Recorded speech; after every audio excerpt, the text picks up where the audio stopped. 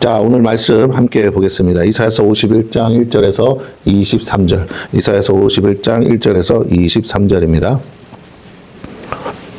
구약성경 1030페이지 이사야서 51장 1절에서 23절까지 말씀 중에 우리 4절 말씀 함께 합독하겠습니다. 4절 우리 다 찾으신 줄 알고 합독합니다. 시작. 내 백성이여 내게 주의하라. 내 나라여 내게 귀를 기울이라. 이는 율법이 내게서부터 나갈 것임이라. 내가 내 공의를 만민의 빛으로 세우리라. 아멘. 우리 한번 구호대차 하겠습니다. 1. 모든 영광 하나님께 돌립니다. 2. 오직 예수만이 길이요 진리요 생명입니다. 3. 성령님 환영합니다. 오셔서 다스려 주옵소서. 아멘. 오늘 제목이 내게 귀를 기울이라.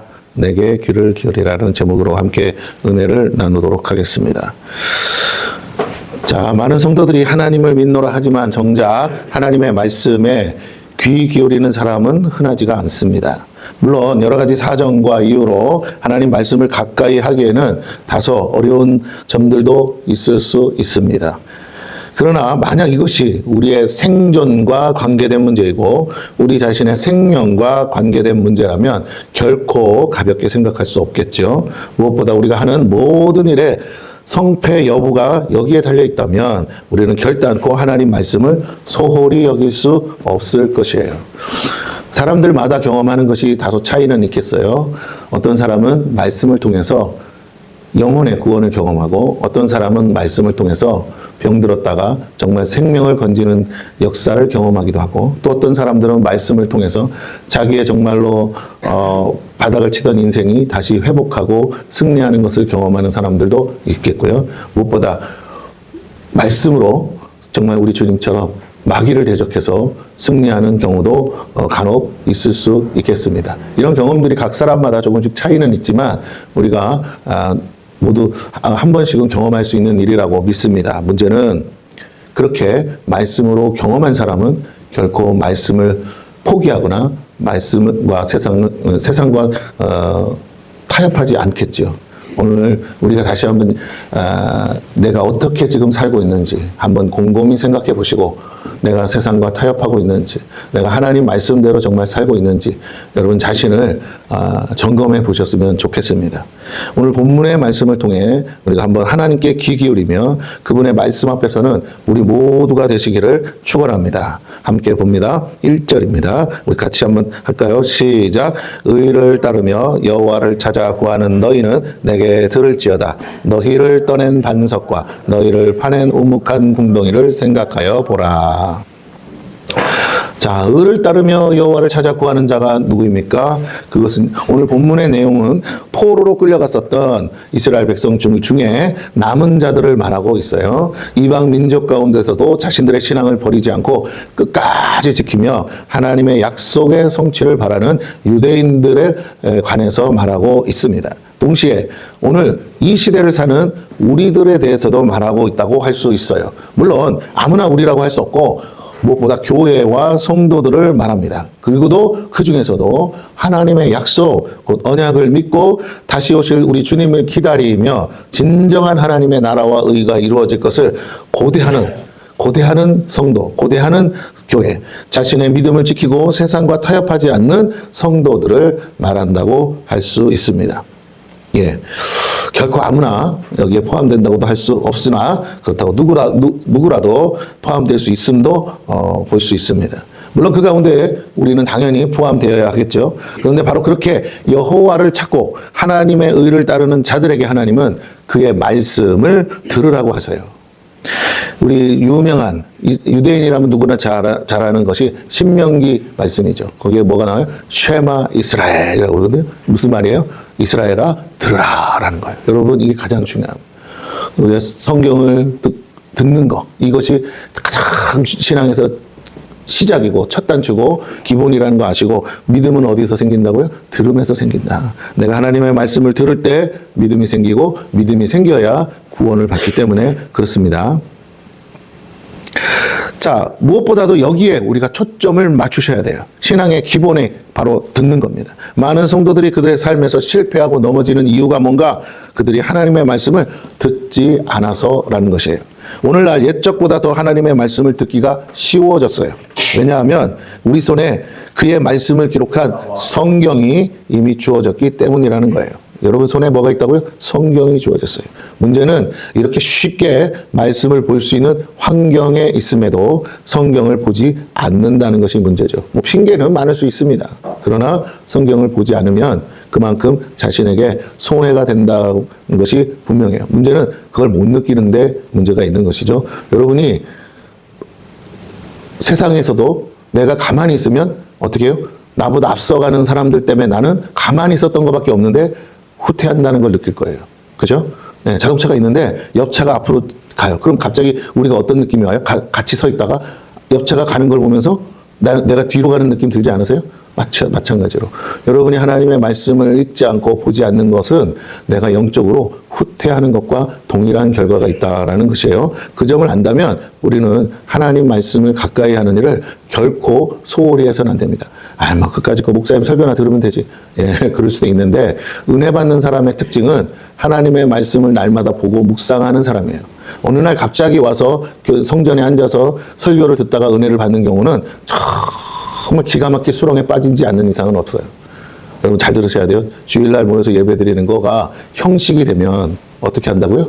아무 생각 없이 왔다가 아무 생각 없이 가요. 아이고 오늘도 뭐 별거 없네. 네. 은혜가 안 와요. 근데 여러분이 평상시에 말씀을 묵상하고 말씀을 가까이 하고 하나님 말씀에 귀를 기울이고 늘 성경을 옆에 두고 주야로 읽는 사람은 희한하게도 주일날 왔을 때 주의 종의 입술을 통해서 들려오는 말씀이든지 아니면 찬양팀에서 부르는 찬양이라든지 어떤 경우를 통해서도 하나님이요 여러분에게 은혜를 주신다는 걸 여러분이 깨달으셔야 돼요. 하나님은 은혜 주기를 기뻐하시는데 무엇이 없어서? 그릇이 없어서, 받을 그릇이 없어서 아무 은혜도 없이 매일 왔다 갔다 얼굴 도장 찍듯이 그렇게 신앙생활하는 성도들이 부지기수로 많습니다. 그래서 조심하셔야 돼요. 내가 오늘 은혜도 없이 사는 것이 굉장한 믿음인 것처럼 착각하지 마시고 이게 익숙해지면요. 아무 은혜가 없어도요. 주일날 교회 와서 예배드리고 가는 것이 일상이 될 수 있어요. 여러분 이게 일상이 되면 안 돼요. 주일날 예배드리는 것은 내 생에 있어서 특별한 은혜요. 그리고 하나님이 주신 특별한 은혜인 것을 깨달으셔야 될 줄로 믿습니다. 할렐루야. 네, 그럼요. 지금도 전쟁이 일어나고 있어요. 여러분 뉴스 들으시지 알죠? 벌써 14명이 다 죽었어요. 불나서. 예, 열심히 일하다가 대전인가요? 대구인가요? 예, 대전이죠. 예, 여러분 생각해 보세요. 멀쩡히 일하다가 갑자기 불이 나서 14명이 죽고 그 다음에 뭐 70명인가가 부상을 당하고 여러분 내가 어떻게 될지 몰라요. 내일은 어떻게 될지 몰라요. 그분들이 오늘 죽을 줄 알고 알았으면 거기 가서 일했겠냐고요. 여러분이 여기 와서 앉아 있는 거 한 주간 승리한 결과예요. 여러분이 여기 와서 예배 드릴 수 있는 거 하나님의 은혜인 줄 믿으시기를 바랍니다. 할렐루야. 예, 누군가가 그렇게 바라던 오늘이 그 사람에겐 주어지지 않아요. 그러나 오늘 여러분에게 주어져. 오늘 아침에도 제가 부고장을 하나 받았어요. 제가 어렸을 때 교회 다니던 교회에 같은 우리 동료, 그러니까 뭐 그때 이제 학생 때 같이 중고등부 했던 자매가 있어요. 지금은 이제 뭐 아줌마겠는데 갑자기 우리 동생을 통해서 부고장을 날려주더라고요. 51세. 근데 죽었어요. 뭘로? 암으로. 1년 동안 고생하다가 죽었어요. 내가 딱 보고, 뭐야, 갑자기 왜 부고장? 그래서 동생네 집안에 무슨 일이 있었나 봐. 그러니까 이름을 보니까 알겠더라고요. 근데, 예, 그래요. 순간순간 나이와 상관없이 가는 거예요, 여러분. 그걸 알고 있으면서도 착각하고 산다니까요. 정신없이 산다니까요. 내가 그 사람이 된다는 생각을 하지도 않고 살아요. 내일도 있겠거니 하고 산다고요. 조심하세요. 그 이름이 내 이름이 될 수도 있어요. 그래서 우리가 오늘 여기 앉아 있는 것을 감사하시고 기뻐하시는 저와 여러분 되기를 축원합니다. 할렐루야. 그럼요. 난 다른 거 다 필요 없어. 우리 권사님만 앉아 있어도 할렐루야야. 네? 우리 문 권사님만 저렇게 앉아 계셔도 야 하나님이 무슨 일을 하시는지는 모르지만 대단한 일을 하신다 저는 그렇게 느껴져요. 어제나 오늘이나 영어토록 동일하게 저렇게 앉아 계시잖아요. 뭐 아무 이상 없이 제가 무슨 말인지 지금 잘 안 들려서 반응은 안 하시는데 그럼요. 별거 아닌 것 같은데 별거 아닌 게 아니죠. 연세를 생각하면 근데 저는 기대가 돼요. 기도한 게 있으니까. 하나님, 더도 말고 덜도 말고. 하나님, 여기까지만 살게 해주세요. 할렐루야. 너무 오래 살아도 그 본인한테 또 저기 하시는 게 천국 갈 준비 다 해놨는데 안 가는 것도 괴롭잖아요. 그러니까, 딱 요때까지만 살아서 천국에 멋지게, 우리 권사님이 늘 기도하듯이 자는 듯이 가셨으면 한다니까 분명히 그렇게 될 줄로 믿습니다. 할렐루야. 그러나, 권사님보다 먼저 갈 수도 있다는 생각을 잊지 마세요. 네. 그러면 하나님이 부르시면 오늘이라도 저도 마찬가지예요. 아파 보니까 진짜 그래요. 막 요새 막 제가 얼굴이 막 이렇게 벌거지니까 애들이 걱정을 해요. 그래서 저도 그런 생각이 들어요. 갑자기 이러면 이래도 가는 거 아니야? 막 이런 생각도 하는데 여러분 사람 일은 몰라요. 그러므로 자만하지도 말고 교만하지도 말고 늘 주님 앞에 설 준비를 하셔야 돼요. 그날이 오늘일 수도 있어요. 건강해서 안 가는 게 아니에요. 다 건강한 사람인데 어느 날 갑자기 사소한 거로 갈 수 있다고 여러분 아셔야 돼요. 아멘? 네, 그럼요. 등산 갔다가 낙상하는 사람 부지기수입니다. 여러분 뉴스에 안 나와서 그렇지 뭐 그런 것까지 뉴스에 낼 수가 없으니까 그런 사람 많아요. 날 좋아서 놀러 갔다가 사고 당하는 사람 한둘이 아니에요. 여러분. 그러므로 우리는 결코 지금 내 삶이 뭐 그렇게 멋지고 화려하고 뭐가 대단하게 성공적이고 그런 거에 바라보다가 낙심하지 마시고 오늘 내가 숨쉬고 여기 앉아서 하나님께 예배드릴 수 있는 것으로 여러분 진심으로 감사하시는 저와 여러분 되기를 축원합니다. 할렐루야. 어떤 때는 저도 그랬어요. 교회 같은 거 새로운 사람이 자꾸 왔으면 좋겠는데 안 오니까. 그런데 맨날 보는 얼굴 또 볼래니까 아우 지겨워 그런 마음도 했는데 지금은 어떤 마음이냐? 아니요. 매일 보는 얼굴 보지 못하면 어떡해요. 매일 보는 얼굴이라도 매주 또 볼 수 있는 것이 은혜요 축복인 줄로 믿습니다. 단지 살아있는데 여기 안 와서 못 보는 분들을 위해서 우리 모두가 같이 기도해야 될 줄로 믿습니다. 반드시 하나님이 다시 또 여러 가지 방법으로 불러주시리라고 믿습니다. 문제는 우리가 정말 감사할 걸 감사하지 못하고 기뻐할 걸 기뻐하지 못하는 이유도 뭐냐? 우리가 너무 성경을 안 봐요. 그래서 그래요. 은혜가 뭔지를 모르니까 자꾸만 은혜 아닌 것을 추구하다가 넘어진다는 것이죠.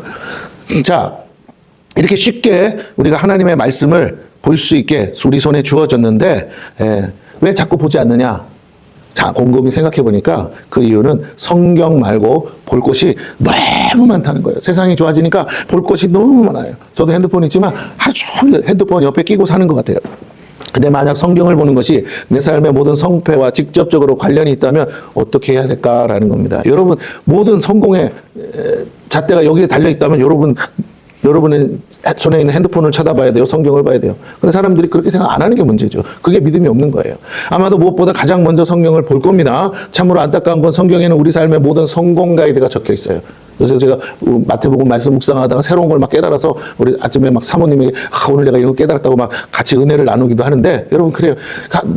볼 때마다 새로운 거예요. 내가 놓친 단어, 놓친 구절 그런 것들이 눈에 확 들어올 때 내 사정이 있으니까 내 사정에 맞춰서 그런 것들이 보이니까 확 깨달아지고 내가 이걸 놓쳤구나. 내가 이 말씀을 잊고 살았구나. 그래서 내가 이렇게 됐구나. 라는 게 보여지더라고요.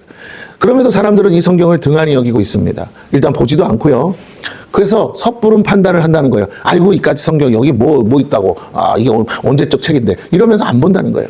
보지도 않고 섣부른 판단하고 만약 우리가 진지하게 성경을 만약 들여다본다면 우리는 놀라운 진리와 진실들을 발견하게 될 것이고 감춰졌던 보아와 만나를 발견하게 된다는 거예요. 제가 이제 이렇게 보다가 내가 기도원 저 영상도 올리고 쇼츠도 올리니까 그거 보는 재미로 또 보거든요. 근데 그러다 보면 가끔 이제 말씀 쇼츠니까 기독교 쇼츠니까 거기에 따라서 올라오는 게 누구냐면 여러분 잘 아는 박진영 씨가 쇼츠 올리는 거 있어. 자기가 설교하고 그 박진영 씨가 교회를 개척했어요. 그래가지고 거기 예배를 드려. 보는 목사도 아닌데 자기가 설교해. 그러면서 막 하는데 그 꽤 사람 많아요. 여기.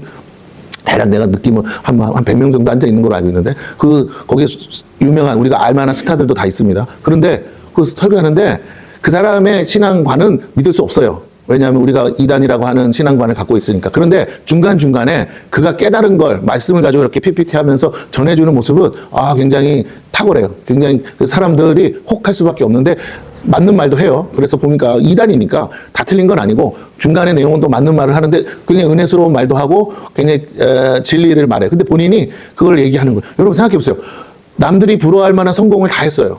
돈 걱정 안 해요. 그 사람은 아무 일 안 해도 따박따박 매달 자기가 작곡한 것 때문에 돈이 몇 천만 원씩 막 들어와요. 그러니까 평생 일 안 하고도 놀고 먹을 수 있는 사람이에요. 그런데 그가 이제 정신 차리고 저보다도 나이가 저기 한데도 뭐라고요? 지금 열심히 나름 깨달은 진리, 복음이라고 그거 전하는데 온 힘을 쏟습니다. 그러면 그렇게 바쁜 사람이 그거 말씀 준비할 시간, 근데 거기에 열심을 내요. 자기가 하는 일보다.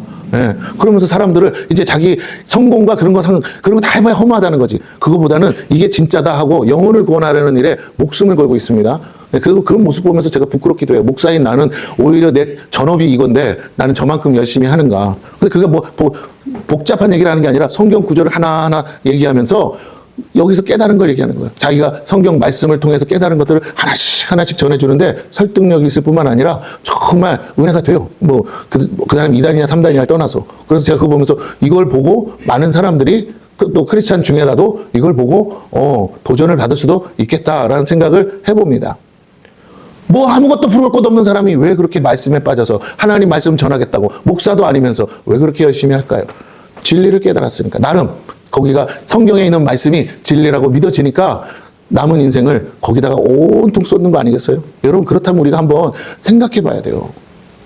성공한 사람도 결론은 성경으로 돌아가는데 하물며 우리는 그렇게 성공하고 싶은 사람인데 성공한 사람이 추구하는 것을 우리는 먼저 더 추구해야 돼. 그가 늦게서 깨닫고 인생 성공이라는 걸 쫓아가다가 그것이 아무것도 아니라는 걸 깨닫고 결국 말씀으로 돌아와서 이것이 진짜라고 이것을 자기의 모든 힘과 재산을 다 들여서라도 이것을 전하려고 애를 쓰는데 그렇다면 우리가 한 번 더 생각해보자. 그 사람이 교회라고 모아놓고 헌금을 걷겠어요? 자기가 돈이 많은데? 네. 말씀 전하려고 모아놨겠죠? 그렇지만 중요한 건요. 오늘 우리가 다시 한번 진짜를 가진 우리는 얼마나 열심히 하나님 말씀을 들여다보고 사느냐라는 거예요. 정말 진짜를 가졌다는 교회들 또 교회를 다니는 성도들이 생각보다 성경을 안 본다. 제가 이렇게 말할게요. 이단보다도 성경을 더 많이 안 봐요. 그래서 문제예요. 그래서 많은 성도들이 교회 안에서 말씀으로 그 성경 몇 구절 가지고 현혹하는데도 미혹하는데도 거기에 깜빡깜빡 속아서 넘어간다는 거예요. 왜? 너무 몰라서 그냥 그게 다 맞다고 들리니까 넘어가. 목사님들이 후에 땅을 치고 후회해도 잃어버린 다음에는 어쩔 수가 없어요. 왜? 성도들이 하나님 말씀 가까이 하는 걸 가르치자. 교회 봉사하는 데만 열심히 했죠. 근데 그거는 안 돼요. 결국엔 열심히 추수하다가 열심히 다 뺏기는 거예요. 마귀에게. 여러분 다시 한번 말씀드립니다. 우리 교회 이렇게 많은 성도들이 있지도 않지만 여기 있는 성도들마저도 뺏기면 안 되잖아요. 여러분이 하나님 말씀으로 무장하시는 저와 여러분 되기를 축원합니다. 할렐루야. 건성건성 살지 마세요. 나중에 구원받지 못해서 그때 가서 하소연해봐 소용없어요. 지금부터 시간을 내서 하나님 말씀 앞으로 다가가야 됩니다. 자, 그럼에도 사람들은 이 성경을 등한히 합니다. 우리는 놀라운 진리와 진실들을 진짜 진심으로 들여다보면 진실들을 발견하게 돼요. 감춰졌던 보아 만나를 발견하게 된다는 것이에요. 이건요, 발견한 사람만 알아요. 비교 불가입니다. 타협할 수 없는 진실이라는 걸 깨달아야 돼요. 저도 제가 이렇게 설교하고 할 때 간혹 이게 맞나 싶을 때가 있어요. 그러다가 성경 구절에서 딱 이게 맞구나라고 발견하는 순간 얼마나 기쁜지 몰라요. 내가 틀린 게 아니구나. 내가 실수한 게 아니구나. 예. 여러분, 그 속에서 저는 목사니까 세상에 나가서 돈 버는 거에는 관심 없지만 말씀을 전하는데 저도 가끔은 헷갈릴 때가 있는데 성경 말씀을 통해서 그것이 딱 증명이 될 때 얼마나 기쁜지 몰라요. 안심이 되고, 내가 이제부터 자신 있게 전할 수 있구나. 그렇습니다. 요즘 유튜브가 사실은 이 모든 것을 뺏어가고 있죠. 성경 볼 시간마저 뺏어가요. 우리는 다시 성경으로 돌아가야 되고 하나님 말씀에 기울여야 돼요. 유튜브가 성경 가르쳐준대. 유튜브가 성경 말씀 전해준대. 저 좋아요. 보시는 걸 말릴 수는 없어요. 그런데 그걸로 성경 보는 것을 대신하려고 하면 반드시 여러분은 이단에게 넘어갈 수밖에 없어요. 사단에게 넘어갈 수밖에 없어요. 여러분이 분별할 수 없는 문제. 그래서 다시 말씀드립니다. 여러분이 유튜브를 통해서도 은혜를 받았다면 여러분이 하셔야 될 일은 정말 은혜 받은 사람의 특징은 뭐냐? 성령이 오시면 하나님 말씀을 펴보게 돼 있어요. 내가 은혜 받고도 성경책이 안 펴져요? 그건 가짜 은혜예요. 여러분 분별하세요. 나로 하여금 성경 말씀을 보게 하는 그거가 이게 맞나? 목사님 말이 맞나 하면서라도 의심하면서도 봐야 돼. 그런데 그게 안 된다? 그러면 여러분은 지금 뭔가에 속은 거예요. 그러면 안 돼요. 그걸로 됐어 하고 퉁친다고요? 그럴 수 없어요. 그 사람의 믿음으로 내가 구원받는 게 아닙니다. 내가 믿어야 돼요. 그 사람이 맞다고 해도 내가 맞다고 말할 수 있을 만큼 확신해야 돼요. 그러려면 다시 말씀으로 들여다보고 성경 구절이 이거 맞네 하면서 여러분이 분별하셔야 된다는 거, 검증하셔야 된다는 거예요. 근데 그렇게 안 해요. 바쁘다는 핑계로. 남이 하는 설교, 남이 하는 그런 거 대충 봐가지고 그걸로 때우려고 합니다. 그래서는 안 됩니다. 제가 부탁드립니다. 말씀을 다시 펴서 보시기를 바랍니다. 우리는 다시 성경으로 돌아가야 돼요. 하나님 말씀에 귀를 기울여야 돼요. 내가 직접 그 하나님이 이렇게 말씀하세요. 너희를 떠낸 반석과 너희를 파낸 오목한 구덩이를 생각하여 보라. 오늘 말씀이 그래요. 반석은요, 단단한 바위를 말하죠. 결코 그것의 일부를 떠내는 건 쉬운 것이 아니에요. 이건 채석장에서 일어나는 일을 말하는 겁니다. 채석장에서 돌을 가져다가 일부를 떠낸다는 거. 오늘날 어떨지 모르지만 적어도 3000년 전의 시대는요, 이게 결코 쉬운 일이 아니에요. 그 바위에서 파낸 돌과 그 파낸 구덩이를 보고 무엇을 생각하라는 거예요? 도저히 불가능한 가운데서 하나님이 우리를 구원하셨다라는 거예요. 이건 이스라엘 민족이 애굽에 종살이 하던 때에 하나님이 도무지 벗어날 수 없던 곳에서 구출하시고 바위처럼 강박한 바로의 손에서 구원하신 하나님을 생각하라는 말씀이에요. 동시에 우리 2절에 나오는 것처럼 아브라함을 갈대아 우르에서 부르신 하나님을 또한 생각하라는 거예요. 이스라엘 민족의 정체성이 뭐예요? 도저히 나올 수 없는 곳에서 하나님이 바위를 파듯이 파서 떠낸 바로 그 존재들이라는 거예요. 하나님의 은혜라는 겁니다. 하나님이 택하여 구원하신 존재들이에요. 불가능한 가운데 건져냈다. 너희들이 바로 그렇게 건진받은 존재, 너희를 구원한 하나님이 그렇게 하셨다라는 것이죠. 그 하나님을 생각하라는 거예요. 2절을 봅니다. 너희의 조상 아브라함과 너희를 낳은 사라를 생각하여 보라. 아브라함이 혼자 있을 때 내가 그를 부르고 그에게 복을 주어 장성하게 하였다. 여러분, 갈대아 우르를 낳을 때 아브라함의 나이는 75세였어요. 사라는 65세였어요. 근데 65세가 되는 할머니가 그때까지도 애가 없었어요. 그런데 하나님이 그들을 부르셨고 그 이후에 하나님이 100세가 됐을 때, 사라의 나이 90세가 됐을 때 하나님은 아들을 주셨어요. 생식 모든 기능이 다 끊어진 아무 능력 없는 자에게 하나님은 자식을 주셨어요. 그 자체, 아브라함이 자녀를 낳았다가 중요한 게 아니에요. 어떤 상황에서 어떻게 낳았나. 아브라함이 아버지 데라가 우상 만드는 그 속에서 온갖 우상이 다 가득한 그곳에서 하나님은 그를 택하사 건져내셨어요. 구원이라는 건요, 너무너무 좋은 거예요. 너무너무 기쁜 거예요. 너무너무 놀라운 거예요. 하나님이 그를 건져내셨어요. 여러분 중요합니다. 우리도 그렇게 하나님이 건져내신 줄로 믿습니다. 뭐처럼? 바위를 파내듯이. 여러분, 만약에 내 손으로 바위를 판다면 내 손이 다 아작나지 않겠어요? 하나님의 능력의 손이 그 바위 덩어리를 파서 거기 있는 나를 그렇게 파내듯이 세상 가운데서, 죄악 가운데서 파내셨다는 겁니다. 이제 우리가 좀 더 생각해 볼 것은 아브라함이 아브라함 된 모든 것이 하나님이 복 주신 결과라고 합니다. 그가 혼자 있을 때 그를 부르시고 그에게 복을 주어 자식이 없던 아브라함에게 지금 같이 셀 수 없는 자손들을 주셨어요. 왜냐하면 이스라엘 모든 민족은 아브라함의 자손이기 때문입니다. 그뿐만 아닙니다. 이스라엘뿐 아니라 지금 중동 지역의 모든 사람들은 자신들이 아브라함의 자손이라고 말해요. 더 나아가 예수 그리스도를 믿는 모든 교회의 성도들마저도 영적인 이스라엘로서 아브라함의 자손이 되었어요. 이것은 말씀하시고 이루시는 분이 바로 하나님이라는 겁니다. 아브라함이 와이프 사라를 통해서 애를 낳으면 얼마나 낳겠어요. 이렇게 많은 온 인류가 정말 다 아브라함의 자손이라고 스스로 고백할 정도로 이런 많은 자손을 누가 주시겠습니까? 하나님밖에 하실 수 없는 거죠. 하나님은 불가능을 가능케 하시고 동시에 약속하신 것을 뭐 하신다고요? 반드시 이루신다는 것을 이스라엘 백성에게 뭐 하는 거예요? 지금 다시 한번 말씀하시는 거예요. 나는 그런 하나님이야. 근데 왜 이런 나를 잊어버렸니? 라고 하셔요.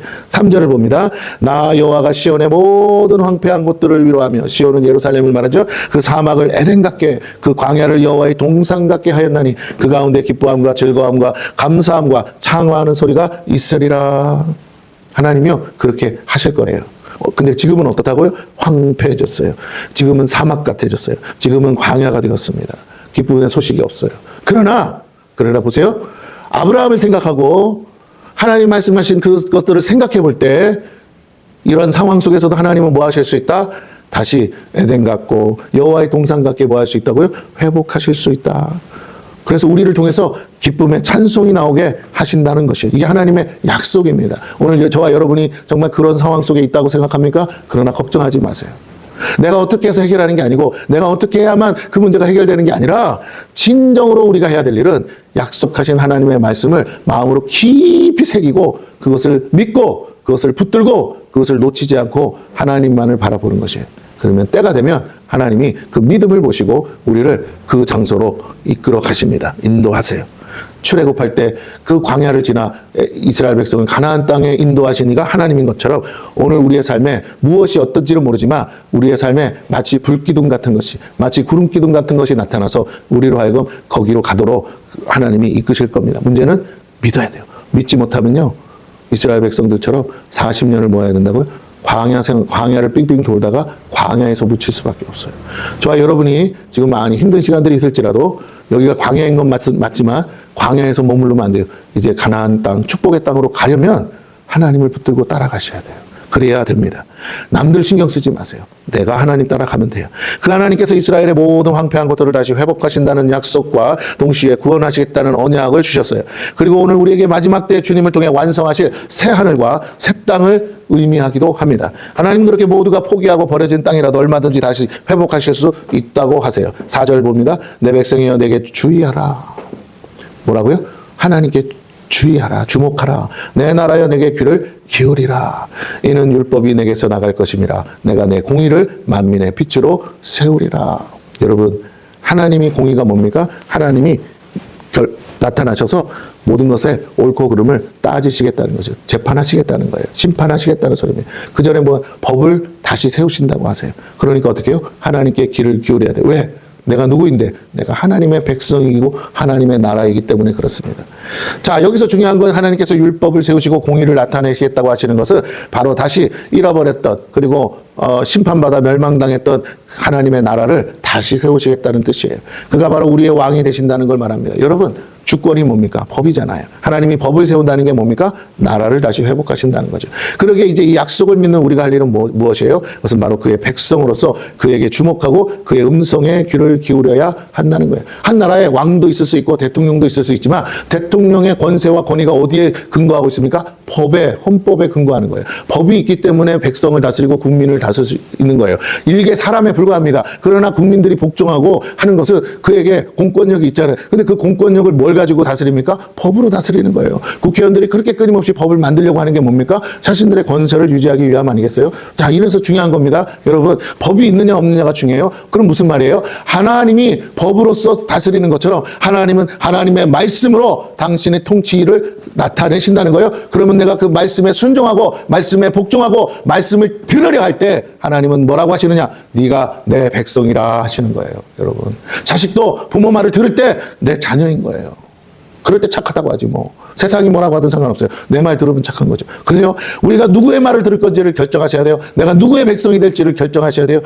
하나님이 지목해서 명령하셨다고. 너는 내 자녀요, 내 백성이요, 내 것이다. 근데 내가 그의 말씀을 안 들으려는데 어찌 하나님의 은혜가, 하나님의 능력이 내게 나타날 수 있겠느냐라는 겁니다. 우리의 단추를 다시 바로 잡아야 돼요. 이제 이 약속을 믿는 우리가 할 일이 뭡니까? 그것은 바로 그 백성으로서 그에게 주목하고 그 음성에 귀를 기울이는 겁니다. 그의 나라의 백성에게 우리는 다른 누구의 말도 들어서는 안 돼요. 여러분, 중요한 겁니다. 누구 말도 듣지 마세요. 오직 하나님의 말씀에만 귀를 기울이십시오. 그럴 때 하나님의 통치를 받게 되고 하나님의 왕권이 내게 회복되는 거예요. 아니, 우리나라 장관이 남의 나라 대통령 말 들으면 되겠어요? 똑같은 거예요. 오늘 내 대통령이 뭐라고 말하는지를 듣는 거 아니겠습니까? 그래야 내 신상의 책임을 대통령이 져줄 거 아니에요. 그래요. 오늘 우리가 누구 말을 들으냐에 따라 내 인생을 누가 책임져 준다고요? 하나님이 책임져 주는 거예요. 너무나 상식적이잖아요. 근데 이 상식적인 걸 성도들이 안 한다는 거예요. 말로는 하나님 하는데 어려울 때 힘들 때는 와서 하나님 도와달라고 하면서 정작 하나님 말씀을 들으려고 안 하니 하나님이 뭐라고 하시느냐? 난 너 모르겠다 그러신다는 거예요. 왜? 하나님 말 안 들으니까요. 중요합니다, 여러분. 여러분의 문제를 해결하기 위해서라도 우리가 회개한다는 게 뭡니까? 하나님 앞으로 돌아가서 내가 하고 있는 말이 뭐든 상관없어요. 다 셧다운아웃 하시고 하나님 내게 말씀만 하여 주옵소서. 그 말씀대로 되리이다. 그럴 때 주님이 하신 말씀이 뭐예요? 이스라엘 중에 이보다 큰 믿음을 내가 보지 못하였다. 하나님이 기뻐하신다니까요. 그렇게 우리가 그의 말씀에 복종할 때 하나님의 권세와 능력이 흘러나가시고 세상 사람이 볼 때 미쳤다고 할 수도 있어요. 왜 그래? 하나님 그랬어. 말씀에 이렇게 하지 말라고.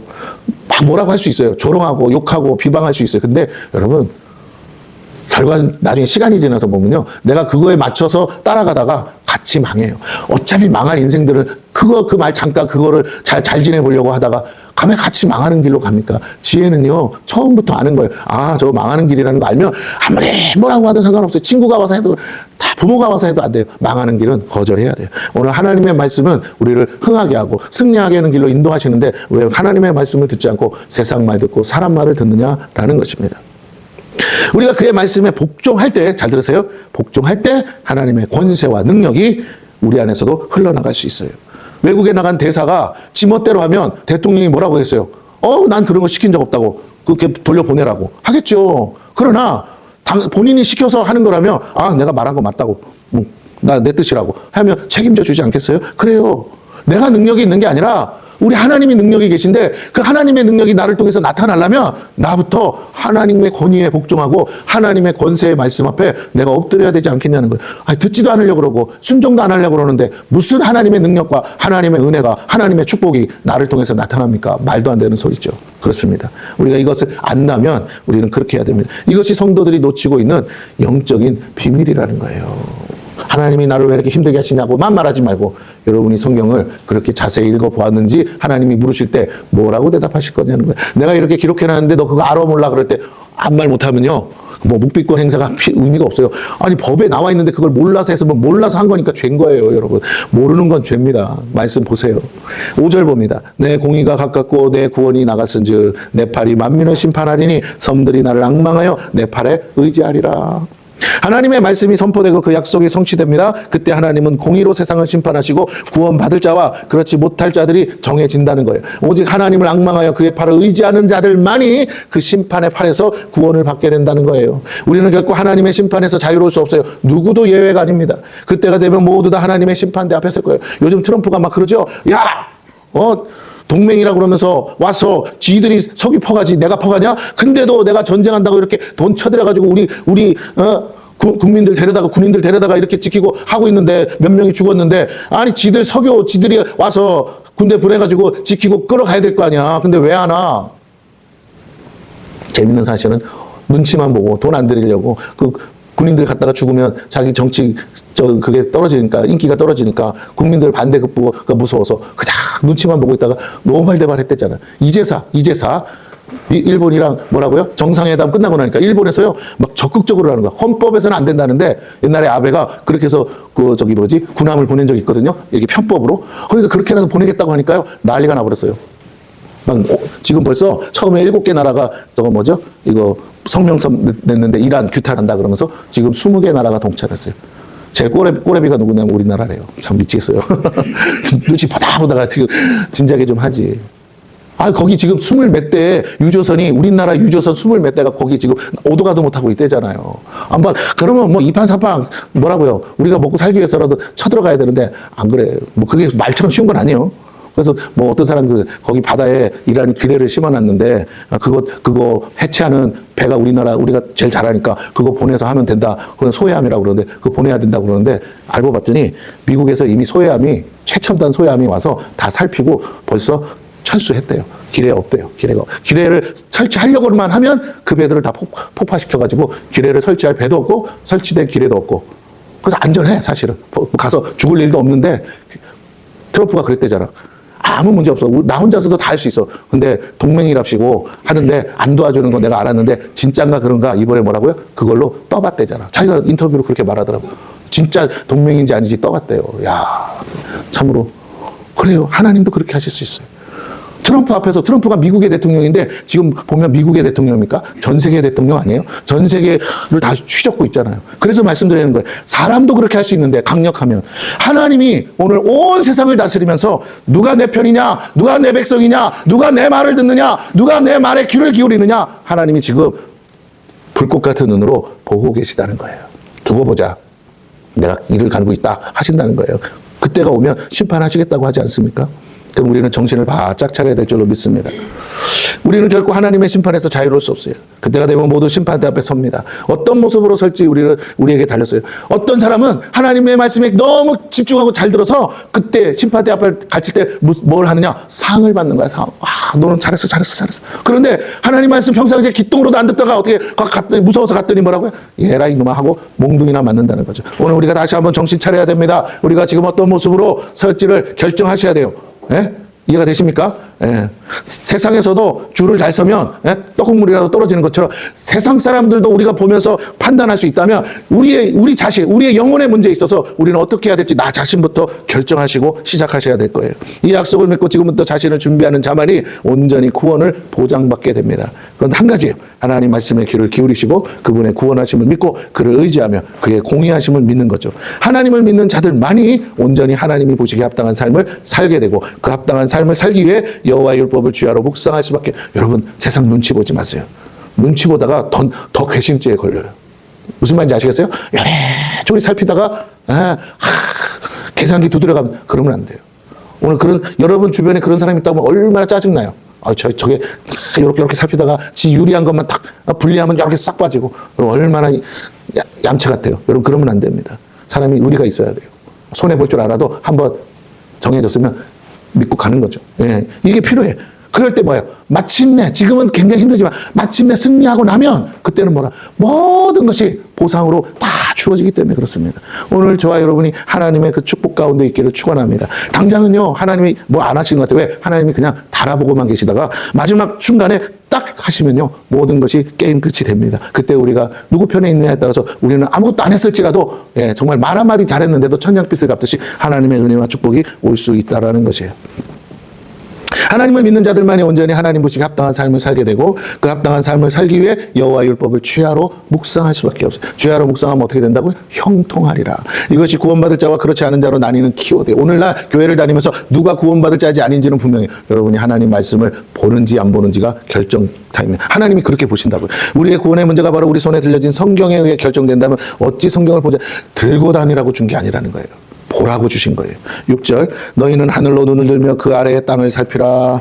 천지를 살피라는 거죠. 하늘이 연기같이 사라지고 땅이 옷같이 헤어지며 거기에 사는 자들이 하루살이같이 죽으려니와 나의 구원은 영원히 있고 나의 공의는 폐하여지지 아니하리라. 하나님의 심판의 모습을 말씀하고 있는데 하늘과 땅을 살펴볼 때 모든 것이 사라진다고 합니다. 그리고 그 안에 있는 모든 자들이 하루살이처럼 죽을 거래요. 마지막 때를 말하죠. 새하늘과 새 땅이 나올 때. 하지만 그 영혼은 구원받을 자와 그렇지 않은 자들로 구분되는 겁니다. 우리는 마지막 때에 모두 사라지고 썩어져 없어질 것들에 미련 두고 마음 두지 말아야 돼요. 오늘 살기 위해서 필요한 건 맞지만 그것 때문에 여러분의 영혼을 팔지만 그것 때문에 내가 하나님 말씀 가까이 하는 것을 여러분 저울질하지 마세요. 참된 성도는 오직 하나님이 예비해 두신 처소를 바라보고 거기에 마음을 두셔야 돼요. 아까 서두에 말했죠. 언제 갈지 몰라요. 그럴 때 우리는 좀 더 심플해지고 세상에 대한 미련과 욕심을 버릴 수 있게 되고 세상 유혹과 미혹에 넘어지지 않고 분별할 수 있게 됩니다. 영원하지 않은 것들의 마음을 빼앗겨 영원한 것을 잃어버리는 어리석음에 빠져서는 안 되기 때문이에요. 뭐 맨날 똑같은 소리 아니에요. 가까운 지인들이 부고장이 날아올 때 정신 바짝 차리셔야 돼요. 그런데 오늘날 많은 성도들이 그렇게 살아가고 있고 온통 세상의 마음을 빼앗겨 영원한 하나님 나라를 바라보지 못하고 살아가고 있어요. 여러분 정말 아이러니 아닙니까? 한쪽에서는 광화문에서 수만 명이 모여서 춤추고 난리하고 노래 쳐부르고 있을 때 한쪽에서는 초상집이라고요. 초상집. 그러면 한번 생각해 봐야 돼요. 어디에다 마음을 두고 살아야 되는가? 지혜로운 사람은 잔치집에다 마음 두는 거 아니에요. 초상집에다 마음 두고 그래 정신 차리고 살아야 된다. 노래 부를 날도 얼마 안 나. 그건 젊은 애들이니까 그런 거 사는 거. 여러분 우리 정신 바짝 차리기를 축원합니다. 7절부터 8절이에요. 의를 아는 자들아 마음에 내 율법이 있는 백성들아. 어디에? 마음에. 여러분의 마음에 율법이 있으려면 어떻게 해야 돼요? 읽어야죠. 너희는 내게 듣고 그들의 비방을 두려워하지 말라. 그들의 비방에 놀라지 말라. 이 말씀이 얼마나 중요한지 몰라요. 옥같이 좀이 그들을 먹을 것이며 양털같이 좀벌레가 그들을 먹을 것이나 나의 공의는 영원히 있겠고 나의 구원은 세세에 미치리라. 제가 이 말씀 다시 묵상하고 설교 준비하면서 깨달았어요. 어느 날 기도하는데 너무 힘들어요 마음이. 그래서 기도 하나님 너무 힘들어요 도와주세요 막 기도를 했어요. 막 이제 마음이 어려우니까 나도 모르게 막 기도를 하소연을 하면서 기도를 했어요. 근데 갑자기 제 마음에 전에 군대에 있을 때 주셨던 말씀인데 그게 생각이 나. 이사야서 41장 10절 말씀. 두려워하지 말라 놀라지 말라 내가 너와 함께하면 내가 너의 하나님이 되어주 내가 너를 도와주리라. 이 말씀이 탁 오는데 갑자기 제 눈에서 눈물이 막 나면서 막 오열하듯이 막 눈물로 기도를 하게 됐어요.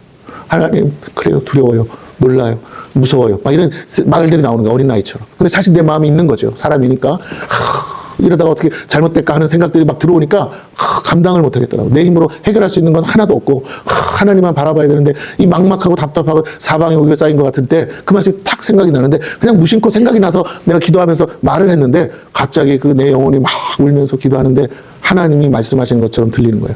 진짜 가깝게. 그리고 아주 평상시에는 못 느끼는데 아주 주님이 부드럽게 와서 두려워하지 마 놀라지 마 내가 너와 함께하고 있어 내가 너를 도와줄 거야 나는 내 하나님이라. 그래서 막 내 안에서 눈물이 막 쏟아지는 거예요.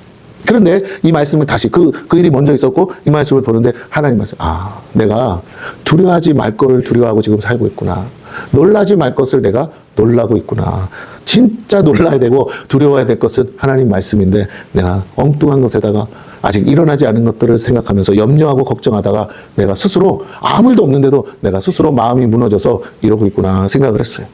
여러분, 세상에 치이다 보면 이리저리 끌려다니는 하나님의 백성들을 향해 하나님은 오늘도 말씀하세요. 수많은 성도들을 향해 하나님이 경고하십니다. 세상의 말에 현혹되지 말고 그들이 내리는 평가에 귀 기울이지 말아라. 그들의 비난과 비판에 흔들리지 마라. 그들은 하나님 없는 인생이야. 주의 약속의 말씀도 없어. 오직 우리가 하나님의 백성임을 깨닫고 여호와의 율법을 마음에 새기고 그의 뜻대로 의롭게 사는 자들로서 세상의 비방을 두려워하지 말고 놀라지 말라고 하세요. 너 믿음으로 가던 길 그대로 가면 돼. 마지막이 중요한 거지 과정은 중요하지가, 이게 하나도 중요한 게 아니야. 아무리 힘들어도 결론은 네가 승리하고 네가 성공할 거야. 하나님이 보장하신다고 약속하는, 너 나만 붙들고 가 그러고 하시는 거예요. 내가 책임져 줄게. 여러분, 그들은 이제 하나님의 공의로 심판을 받았기 때문에 그렇습니다. 하나님이 그래서 두려워하지 말라는 거예요. 현재 상황은 잘 먹고 잘 사는 것 같아. 근데 하나님은 뭐라고 하냐? 이미 내가 심판했거든. 쟤는 이제 돌이킬 수 없어. 그러니까 쟤 바라보지 마. 언젠지는 모르지만 네가 생각지도 못한 순간에 하루아침에 망하는 꼴을 네가 볼 거야. 지금도 망해가고 있어. 네 눈에 너보다 좋아 보이는 것뿐이야. 너보다 잘나 보이는 것뿐이야. 너보다 멋지게 보이는 것뿐이지 쟤는 지금 이미 내 심판을 받아서 무너져가고 있다고. 그래서 하나님이 오늘 뭐라고 그러냐? 이렇게 말씀하세요. 좀을 먹은 것처럼 좀벌레가 옷을 파먹듯이 우리가 그냥 볼 때 모르잖아요. 그래서 어느 날 보면 갑자기 안 입던 옷 계절 지나서 살펴서 이제 좀 입을까 하고 들어보면 뭐예요? 구멍이 송송송. 나중에 조금 더 그냥 냅두다 보면 뭐게 옷이 다 헤어져 버리잖아요. 예, 그 인생들 속에 보이지 않아요. 우리 눈에는 안 보여. 왜? 우리는 겉만 보니까. 그러나 그 속이 무너지고 그 삶이 무너지고 좀벌레가 먹듯이 하나님이 좀벌레를 보내서 그의 인생에 쌓아놓은 모든 것들을 다 야금야금 파먹으면서 어느 날 건강도 사라지고 어느 날 부귀영화도 사라지고 모든 성공의 그것들이 다 사라져서 온데간데 없어. 어머, 어떻게 된 거야? 하는 순간이 오는데 우리가 지금 이 순간 나와 비교해서 그것만 보고 무너지고 좌절하지 말라는 거예요. 하나님을 믿으십시오. 우리는 그 분명할 수 있잖아요. 하나님 없이 사는지 하나님 있게 사는지, 하나님 말씀대로 사는지 안 사는지 보면 알아요. 나보다 잘난 거 부러워하지 마시고 저가 하나님 말씀대로 살지 않으면 어떡해요? 가까이 하지 마세요. 그와 함께 지금 망해갈 수 있다는 걸 깨달으시고 믿음 없는 자와 멍에 매지 말라고 했잖아요. 여러분 기억하셔야 됩니다. 눈에 보이지 않지만 시간이 지날수록 세상을 의지하며 사는 인생자들은 인생이 좀이 먹어 썩어져 가듯 사라진다고 하나님이 말씀하세요. 네 눈에 안 보이지만 이미 죽어가고 있다고. 그러나 하나님을 의지하여 그의 공의를 바라는 우리는 영원하고 그의 구원하심을 보게 된다고 하세요. 9절에서 11절입니다. 이사야가 이제 노래를 하는데 뭐라고 하느냐? 이 하나님의 말씀을 듣고 여호와의 팔이여 깨소서 깨소서 능력을 베푸소서 옛날 예시대에 깨신 것 같이 하소서 라합을 점이시고 용을 찌르시니가 어찌 주가 아니시며 바다를 넓고 깊은 물을 말리시고 바다 깊은 곳에 길을 내어 구속받은 자들을 건너게 하시니가 어찌 주가 아니시니까 여호와께 구속받은 자들이 돌아와 노래하며 시온으로 돌아오리니 영원한 기쁨이 그들의 머리 위에 있고 슬픔과 탄식이 달아나리이다. 이사야 선지자는 이 하나님의 말씀을 듣고 노래하기 시작하는데 무슨 노래를 했냐? 그는 옛적의 선조들이 했던 노래를 다시 합니다. 출애굽 사건을 떠올리며 하나님께서 어떻게 이스라엘 백성을 구속하시고 구원하셨는지를 기억해요. 시편에 보면 이 출애굽 사건을 기억하면서 하는 노래들이 참 많아요. 예, 이스라엘의 신앙의 정체성이거든요. 그렇게 했으면 좋겠다가 아니라 이미 그렇게 하신 사건이거든요. 본문의 라합은 애굽을 상징합니다. 용도 애굽의 신을 말하는 거예요. 즉 세상을 심판하시고 세상의 임금인 용, 곧 옛뱀인 마귀 사탄을 심판하시는 분이 하나님이심을 말씀하고 있어요. 전능하신 하나님이 우리의 왕이 되사 자신의 백성을 원수의 손에서 건지사 종된 삶에서 자유인으로 온전케 하시고 구속된 자들이 돌아와 하나님을 찬양하고 노래했던 과거의 역사를 되새겨 오늘의 상황에서 결코 무너지지 말라고 하신 거예요. 그때 하나님은 지금도 살아계시고 오늘 너희와 함께 하신다. 네가 하나님의 손을 붙들면 여전히 하나님은 지금도 그렇게 하실 것이다 라고 말씀하시는, 조금만 참으면 그 구원의 날이 반드시 와서 우리도 그와 같이 노래하게 될 것이에요. 바로 우리가 부를 노래는 승리의 노래라고 하십니다. 12절에서 14절까지를 봅니다. 이르시되 너희를 위로하는 자는 나 곧 나이니라. 너는 어떠한 자에게 죽을 사람을 두려워하며 풀같이 될 사람의 아들을 두려워하느냐. 하늘을 펴고 땅에 기초를 정하고 너를 지은 자 여호와를 어찌하여 잊어버렸느냐. 너를 멸하려고 준비하는 저 학대자의 분노를 어찌하여 항상 종일 두려워하느냐. 학대자의 분노가 어디 있느냐. 결박된 포로가 속히 놓일 것이니 죽지도 아니할 것이요 구덩이로 내려가지도 아니할 것이며 그의 양식이 부족하지도 아니하리라. 2차 세계대전 때 이런 간증이 있었죠. 감옥에 있는데 두 죄수가 있어요. 그런데 한 죄수는 얼마 못 살다가 죽어버렸어요. 근데 한 죄수는 풀어날 때까지 건강한 모습으로 살다가 기어코 석방이 되었어요. 이 전쟁의 승리가 와서 이 독일군이 멸망당해서. 네, 그래서 물어봤어요. 당신은 어떻게 이 긴 시간을 참을 수 있는? 오직 한 가지. 그 구멍난 창문의 그 하늘을 바라보면서 소망을 가졌대요. 나는 반드시 저 하늘 아래로 내려간다. 나는 풀려난다. 이 소망을 가졌더니 그 믿음이 그를 견디게 했대요. 여러분, 영화 중에 유대인들이 독일 2차 대전 때 잡혀가서 막 고난당하면서 감옥에서 신음하는 얘기 중에 그걸 가지고 만든 영화가 있어요. 인생은 즐거워라는 영화가 있어요. 그 영화에 보면 그 유태인인데 그 사람이 아기가 있어. 아기 아들이 있는데 감옥에 갔어. 그런데 이 아이에게 소망을 주고 싶어서 막 없는 거짓말을 막 만들어내. 그러면서 독일군들에게 잡힌 걸 여기 감옥이 아니라고 아이를 속이는 거야. 자기 아들한테. 그러면서 이게 뭐고 하면서 걔는 감옥인 줄 모르고 잘하는 거죠. 그러면서 같이 막 하는데 드디어 진짜 아빠가 만들어낸 거짓말이야. 뭐라고요? 아군이 와서 건져낸다. 어때 막 얘기가 있었는데 진짜 탱크가 와서 그 연합군이 와가지고 거기 이제 마지막에 폭삭시키고 하는데요. 야, 그 아들은 이제 살아요. 사는데 아버지는 죽어. 근데 문제는 아이는 그걸 믿고 막 나가는 거예요. 여러분, 그냥 믿음으로 한 게 아니라 아이에게 소망을 주려고 한 거짓말이 진짜가 돼버렸다는 거죠. 그래요. 오늘 인생 그럴 수 있습니다. 여러분, 우리 입에서 나가는 말이 중에 여러분의 인생을 좌우합니다. 죽을 것 같아도 죽는다 소리 하지 마시고, 안 될 것 같아도 안 된다 소리 하지 마세요. 그냥 아무 말 하지 마세요. 믿음이 없으면 차라리 아무 말이라도 안 하는 게 나은 것 같아요. 저도 지나고 보니까 안 해도 될 말을 너무 많이 했어요.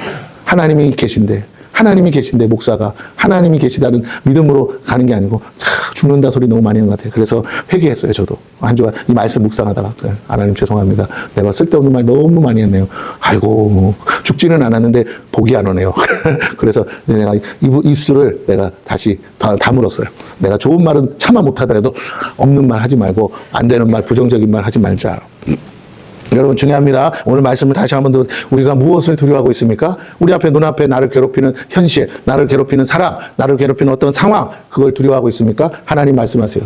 너 그렇게 안 돼. 너 풀려날 거야. 속히 놓일 것이라. 죽지도 않을 것이라. 구덩이로 내려가지도 않을 것이라. 양식이 부족하지도 않을 것이라. 하나님이 약속하신 줄 믿으시기를 바랍니다. 할렐루야. 네, 그래서 어제도 열심히 시장 가서 열심히 양식을 준비했어요. 돈도 없는데 믿음으로. 예, 그래요. 문제는 많은 성도들이 현실 앞에 떨고 있고 자신을 다스리는 권세 앞에 쉽게 굴복한다는 거예요. 그래서 하나님을 경외해야 될 성도들이 믿음을 잃고 하나님보다 세상을 더 두려워하고 있어요. 그들은 당장 말을 듣지 않으면 우리에게 불이익을 주고 우리를 힘들게 하고 우리 삶을 송두리째 뒤흔들 수 있기 때문에 우리가 두려워하는 거겠죠. 당장 눈앞에서 결과를 주니까. 그러나 장차 이후에는 전혀 다르다니까요.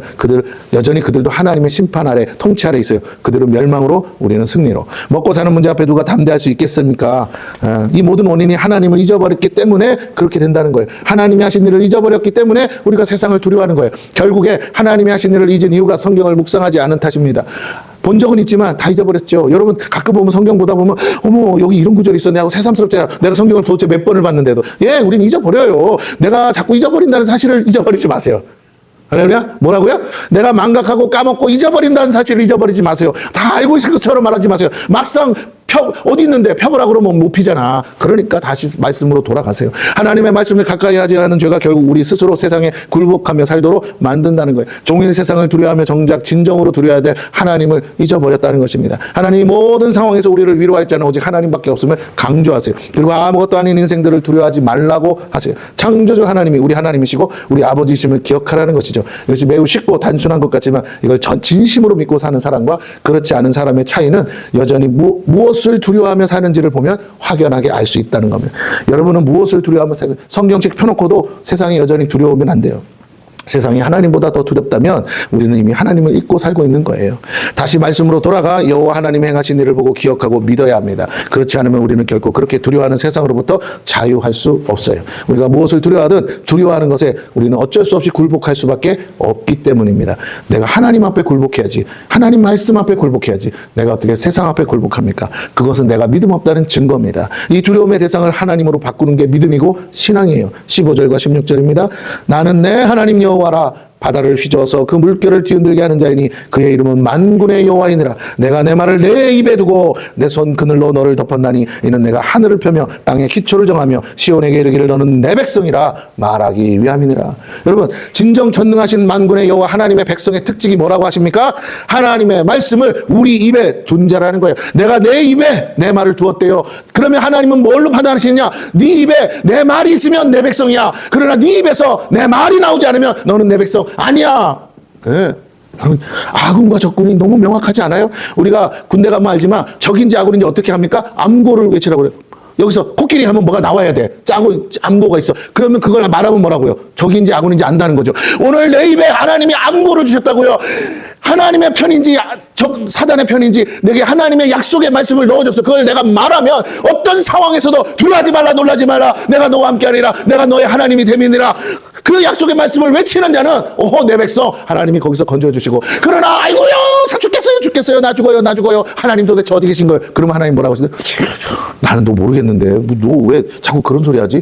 내가 준 약속의 말씀 있어 없어? 없으면 안 돼. 끝난 거야. 오늘 여러분 다시 한번 기억하셔야 돼요. 인생 대충 어쩌다가 복 빌면 하나님이 불쌍해서 주시게, 아니요. 하나님 말씀하잖아요. 내 입에 하나님의 말씀이 있냐 없냐로 모든 것이 갈린다잖아요. 여러분 기억하셔야 됩니다. 사람이 뭘로 산다고요? 떡으로만 살 것이 아니요 여호와의 입에서 나오는 모든 말씀으로 살 것이라. 내가 하나님의 자녀라면 여러분은 하나님의 입에서 나오는 모든 말씀으로 살아야 될 줄로 믿습니다. 그러면 내 입에서 그 말씀이 안 나오면요 죽은 자예요. 죽은 거예요. 그 말씀을 주야로 묵상하는 자입니다. 그 말씀을 우리 삶의 방패처럼 앞세우고 검처럼 휘두른 자가 하나님 백성이에요. 세상과 싸우되 하나님 말씀으로 싸우라는 거죠. 그래서 뭐라고 그랬어요? 하나님의 전신갑주. 그게 다 말씀이에요. 하나님의 전신갑주를 입은 하나님의 백성만이 승리했어요. 뭘로 전신갑주를 입으라고요? 머리부터 발까지 말씀으로 전신갑주를 입으라는 겁니다. 그렇지 않으면 끊임없이 우리를 유혹하고 미혹하는 사단의 교묘한 실수에 우리는 넘어질 수밖에 없어요. 성도의 영적 승리는 오직 하나님의 말씀을 가까이 할 때 주어집니다. 여러분, 여호수아 1장 7절에서 8절을 보겠습니다. 여호수아 1장 7절에서 8절을 펴보세요. 여호수아 1장.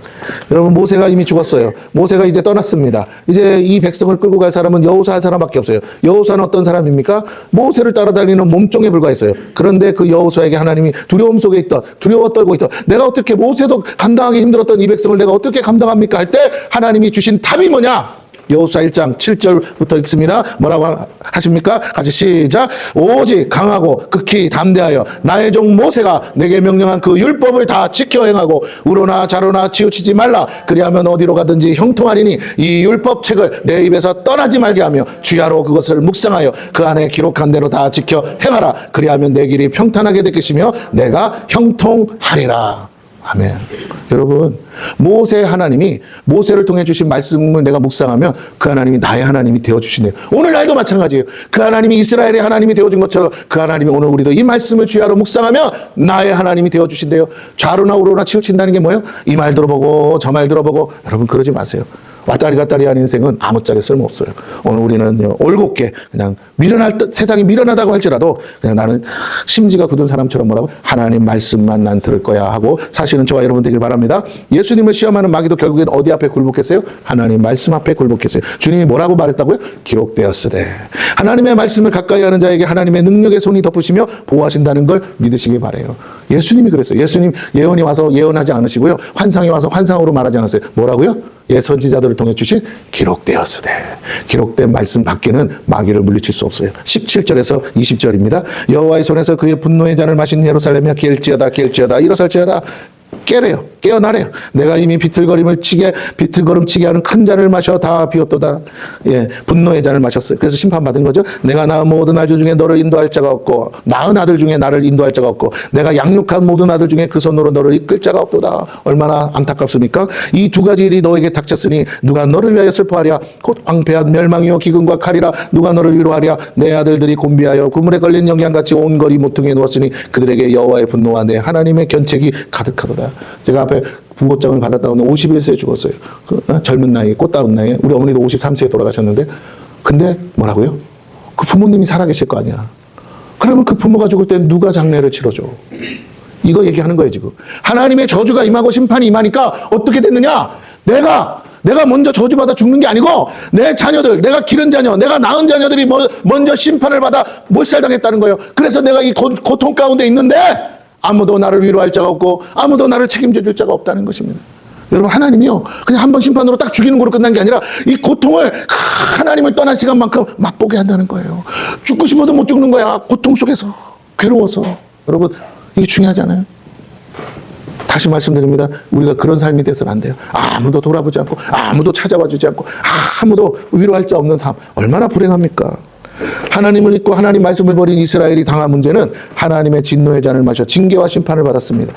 그러나 낙심하지 말 것은 오직 그들을 심판하시는 분도 하나님이시지만 그들을 구원하시고 위로하시고 온전케 하실 분도 하나님이심을 깨달으셔야 돼요. 오직 하나님만이 우리를 구원하실 유일한 분이세요. 그분이 진노하셨다고 하나님을 떠나거나 하나님을 버리는 어리석은 자가 되어서는 안 돼요. 왜냐하면 그분은 우리의 영혼의 아버지이시기 때문입니다. 아버지의 매가 무섭다가 아버지를 버리서 어리석은 자녀가 되어서야 어떻게 되겠냐고. 사랑을 받아요. 하나님의 구원을 받을 수도 없겠죠. 그럴수록 나의 하나님 아버지 품으로 더 가까이 다가와 하나님 말씀에 귀를 기울여야 하지 않겠어요? 아빠가 때렸다고 다시는 아빠 안 볼 거야. 그럼 되겠어요? 그렇다고 집을 갖추라고? 그럴수록 뭐라고 아빠하고 폼에 당겨들어야 마음이 녹아지고 용서하지 않게. 그래도 못나도 내 새끼 잘나도 내 새끼 되는 거 아닙니까? 우리가 권고한 날을 만나 힘들수록 우리가 할 일은 세상으로 나가 더욱 열심히 사는 것이 아니라 더욱 시간을 쪼개 하나님의 말씀 앞에 우리 자신을 세워야 하는 것이죠. 짜투리 시간이라도 부지런히 그 말씀을 읽고 듣고 암송하고 묵상하고 선포할 때 하나님은 그 입에서 나오는 주의 약속을 들으시고 응답하세요. 다 알아요. 하나님이. 우리가 힘든 줄, 다 어려운 줄도 알아요. 근데 내 입에서 무슨 말이 나올지를 그걸 기다리고 계시더라는 거예요. 우리가 기도할 때 우리 생각으로 기도하지 말고 그분의 언약을 가지고 기도해야 하는 이유도 여기 있습니다. 주의 말씀은 반드시 일을 이루시는 능력이라고 했어요. 그러므로 우리는 부지런히 우리 입술로 그의 말씀을 선포하고 기도해야 합니다. 그럴 때 그의 나라가 우리 삶에 이루어져요. 그렇지 않으면 마치 술 취한 자처럼 세상을 살 수밖에 없고 세상의 말을 따라 이리저리 휘청이며 중심 없이 살아가게 됩니다. 그 결과는 아무것도 남는 것이 없어요. 소득 없는 삶처럼 허무하고 무의미한 삶이 어디 있어요. 잎만 무성하고 열매 없는 나무같이 된다는 것이죠. 이것이 대물림되는 것이 가난의 저주 아닙니까? 그러기에 자녀에게 부지런히 가르쳐야 되는 것은 어려서부터 성경을 알게 하고 성경을 보게 하는 거예요. 그럴 때 하나님의 말씀을 통해 바르게 다뤄질 수 있어요. 그래서 바울이 디모데에게 뭐라고 합니까? 디모데후서 3장 15절에서 17절 말씀이에요. 찾으세요. 뭐 시간이 문제가 아니라 여러분 찾으셔야 돼요. 안 찾으니까 듣고 잊어버리더라고. 디모데후서 3장 15절에서 17절 알아도 또 보셔야 돼. 또 읽으셔야 돼. 뭐라고요? 놓친 것이 있으면 다시 발견하셔야 돼. 3장 15절에서 17절. 디모데후서입니다.